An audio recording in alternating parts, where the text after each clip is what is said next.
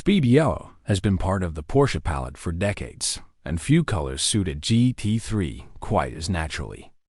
On a standard Carrera, it can feel like a bold choice. On a GT3, it almost feels inevitable. The GT3 has never been a subtle car. The aerodynamics, the suspension setup, the naturally aspirated engine capable of revving beyond 9,000 revolutions per minute. Everything about it is designed around a very specific purpose. Speed yellow simply makes that purpose impossible to miss. There is also a practical reason why colors like this have remained popular on performance cars. Yellow is one of the easiest colors for the human eye to detect.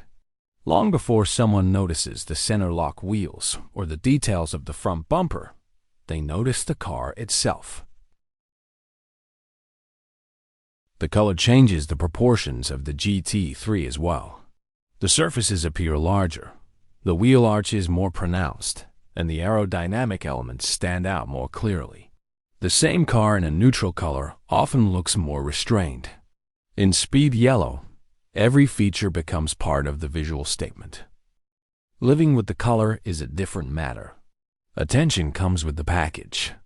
Fuel stations, parking lots, and traffic lights tend to generate conversations whether you were looking for them or not. Maintenance has its own challenges. Light dust is not particularly noticeable, but insects, road grime, and stone chips on the front end tend to stand out quickly. Any paintwork carried out later in the car's life also has to be matched carefully, as differences are easier to spot than on many darker colors. The used market tends to reflect the personality of the color itself. The audience is smaller than it is for gray, black, or silver cars, but buyers searching specifically for a yellow GT3 usually know exactly what they want. Ultimately, speed yellow works because it suits the character of the car.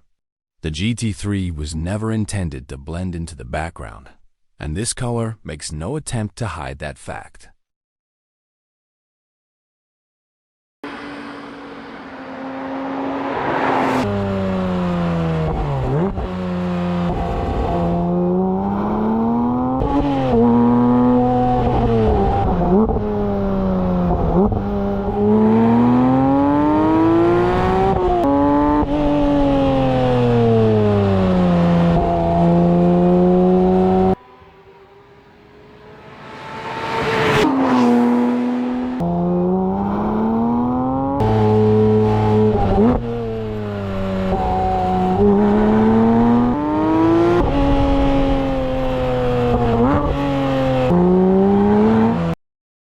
Slate Grey Neo is one of those colors that tends to be appreciated more over time. Its roots go back to slate gray, a shade that earned a strong following on classic air-cooled 911s. The modern interpretation keeps the same philosophy while adapting it to the sharper surfaces and larger proportions of today's cars. On a GT3, the effect is quite different from brighter colors. Instead of drawing attention to the paint itself, Slate Grey Neo encourages you to look at the shape of the car. The contours of the front fenders, the roofline, the rear haunches, and the aerodynamic details become the main focus. The color is also remarkably sensitive to light. Under direct sunlight, it reveals warmth and depth. On an overcast day, it takes on a more technical and purposeful appearance. In the evening, the bodywork often looks more sculpted than expected from a gray finish.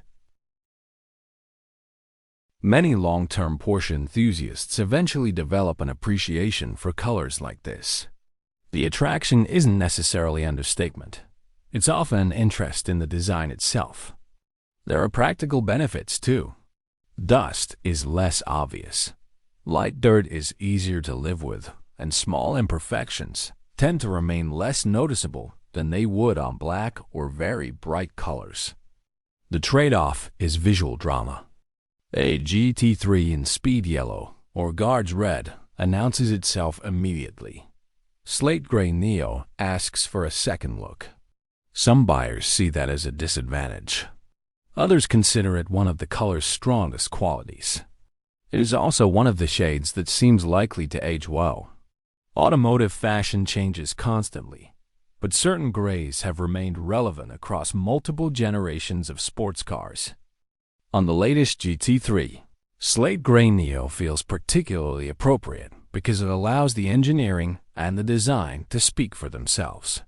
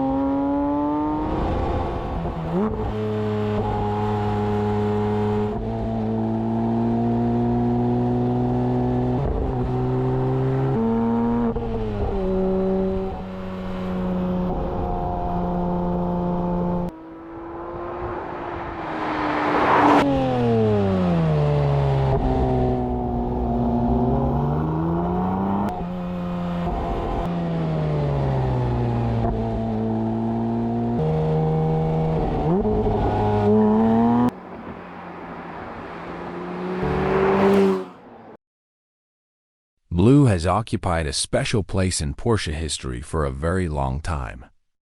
Some of the brand's most celebrated colors have been shades of blue, from period racing cars to modern paint to sample favorites. Olympblue belongs to that tradition, although it approaches it from a different angle. What makes the color interesting is its versatility.